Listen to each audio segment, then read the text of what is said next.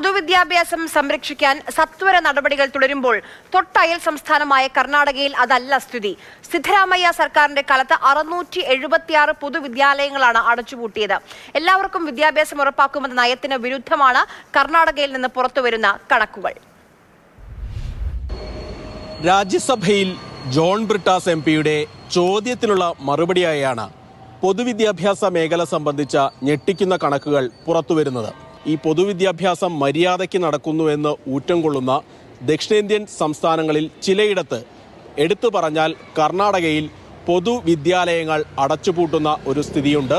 അതായത് ഈ സർക്കാർ വന്നതിന് ശേഷം, സിദ്ധരാമയ്യയുടെ രണ്ടാം സർക്കാർ വന്നതിന് ശേഷം 676 പൊതുവിദ്യാലയങ്ങളാണ് അടച്ചുപൂട്ടിയിരിക്കുന്നത്. 2020 മുതൽ 25 വരെയുള്ള കണക്കെടുത്താൽ ഇത് 947 എണ്ണം വരും.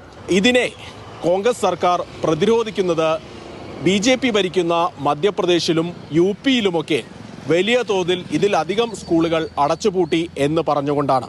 ನಾರ್ತ್ ಇಂಡಿಯಾದಲ್ಲಿ ಎಲ್ಲಾ ಸ್ಟೇಟ್ ಅಲ್ಲೂ ಕೂಡ ಓಪನ್ ಆಗಿ ಗವರ್ಮೆಂಟ್ ಆರ್ಡರ್ ಮಾಡಿಬಿಟ್ರು. ಮಧ್ಯಪ್ರದೇಶ, ಗುಜರಾತ್ ಎಲ್ಲ 10,000 15,000 ಮನ್ಸಿಗೆ ಬಂದಂಗೆ ಆ ಮಕ್ಕಳು ಎಲ್ಲಿ ಹೋದ್ರಂತ ಇವ್ರು ಏನಾದ್ರು BJP ಅವ್ರು ಕೇಳಿದ್ರ? സ്കൂളുകൾ നടത്താൻ പോലുമുള്ള പണം സർക്കാരിന്റെ കയ്യിലില്ല എന്ന് പറഞ്ഞ് പരിഹസിക്കുകയാണ് BJP ചെയ്യുന്നത്. In Karnataka, it has become a bankrupt. They are unable to pay salaries. Therefore, they are closing all these institutions. It is anti-Kannada and anti-Kannada education. I condemn it and I urge that they should restart the schools. 2670 സ്കൂളുകൾ അടച്ചുപൂട്ടിയിട്ടുണ്ടെന്നാണ് department of school education and ലിറ്ററസിയുടെ കണക്കുകൾ വ്യക്തമാക്കുന്നത്.